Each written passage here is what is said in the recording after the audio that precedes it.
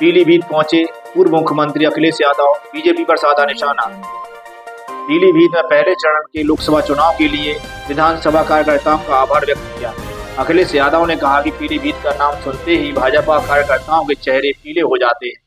सपा मुखिया ने कहा कि भाजपा प्रत्याशी मुंबई बनाने की बात कर रहे हैं, लेकिन मुंबई जैसे काम भी थोड़ा करके दिखाइए। सपा मुखिया अखिलेश यादव ने कहा कि उनकी सरकार 2014 में आई थी और 2024 उत्तर प्रदेश से चले जाएंगे। उत्तर प्रदेश की जनता स्वागत भी बहुत हिसाब से करती है और विदाई भी बहुत अच्छे से करती है। इलेक्टोरल बॉन्ड के माध्यम से बताओ वसूली हो रही है कि नहीं हो रही है? और ऐसी वसूली तो दुनिया में नहीं होगी। जिस कंपनी का कोई कारोबार नहीं, जिस कंपनी का मुनाफा कुछ भी नहीं, वो उस कंपनी से सरकार ने वसूला है पैसा। हम और आप लोग जानते हैं चंदे में क्या दिया जाता है? थोड़ा बहुत दिया जाता है। क्या चंदे में 1000 करोड़ रुपए दिए जाते हैं? क्या चंदे में 500 करोड़ रुपए दिए जाते हैं? क्या चंदे में 300 करोड़ रुपए दिए जाते हैं? ये सरकार ऐसी है जिसने इलेक्टोरल बॉन्ड के नाम पर बड़े बड़े उद्योगपतियों को सीबीआई, ईडी, इनकम टैक्स से डरा करके इन्होंने वसूलने का काम किया है।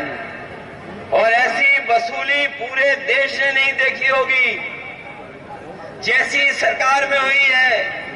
ये वही बीजेपी के लोग हैं।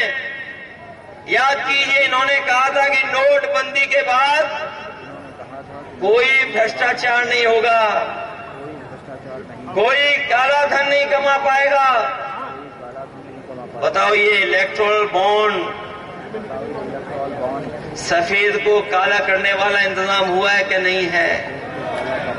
काले को सफेद कर लिया कि नहीं कर लिया बीजेपी ने? नोटबंदी में भी किया और इलेक्टोरल बॉन्ड में भी कर लिया।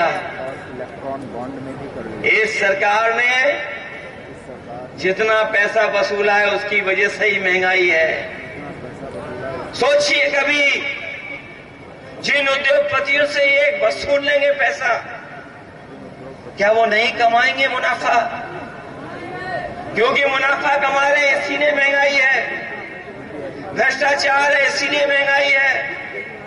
और इन सब चीजों के लिए कोई दोषी है तो वो भारतीय जनता पार्टी के लोग हैं। हम भारतीय जनता पार्टी के लोगों को कहना चाहते हैं, यही उत्तर प्रदेश है जिसने उनकी सरकार बनवाई। 14 में आए थे और 24 में चले जाएंगे। उत्तर प्रदेश के लोग अगर स्वागत अच्छा करते हैं तो जब विदाई करेंगे तो विदाई भी बड़ी धूमधाम से भारतीय जनता पार्टी के लोग करेंगे। इनकी गारंटी याद है आपको? ये बीजेपी की गारंटी नहीं है। जिस तरीके से इन्होंने कोरोना में थाली और ताली बजवाई थी, याद है कि नहीं याद है? इसी तरह की बीजेपी की गारंटी नहीं, ये घंटी है। इनकी घंटी याद है आपको? दिल्ली तो मैं 1-1.5 महीने बाद आऊंगा। याद है कि नहीं याद है? किसानों की आय 2 गुनी करेंगे। बताओ, इनकी गारंटी पूरी हो गई क्या? हमारे नौजवानों से कहा कि हम 2 करोड़ नौकरी देंगे। बताओ, बीजेपी की गारंटी पूरी हो गई है 2 करोड़ नौकरी की? जो गारंटी देते फिर रहे थे, इनकी सरकार में हर पेपर लीक हुआ है कि नहीं हुआ है? ये नौजवान जानते होंगे जो परीक्षा देने गए थे। बीजेपी के लोगों ने कहा कि हम परीक्षा कराएंगे, नौकरी दे देंगे, लेकिन कोई परीक्षा ही नहीं करा पाए। जो भी परीक्षा कराई उस हर परीक्षा का पेपर लीक हो गया। जो लोग पढ़े लिखे नौजवान पीलीभीत की भारतीय जनता पार्टी की भाषा सुनी है, उनके भाषण सुने हैं। उन्हें बताना चाहिए कि पिछले 10 साल में कितने लोगों को नौकरी दी है। आज सवाल रोजगार का है। इस देश का नौजवान अग्निवीर व्यवस्था नहीं चाहता। इस देश का नौजवान पेपर लीक नहीं चाहता है, वो नौकरी रोजगार चाहता है। 30 लाख के लगभग सरकारी नौकरियां अभी खाली हैं जो भरी नहीं गई हैं, और नौकरियां इसलिए नहीं दी जा रही हैं क्योंकि उन्हें आरक्षण देना पड़ेगा। नौकरियां मिलेंगी तो आरक्षण देना पड़ेगा, इसलिए सरकार पीछे हट रही है। और जो महंगाई बढ़ी है उसका जवाब क्या है?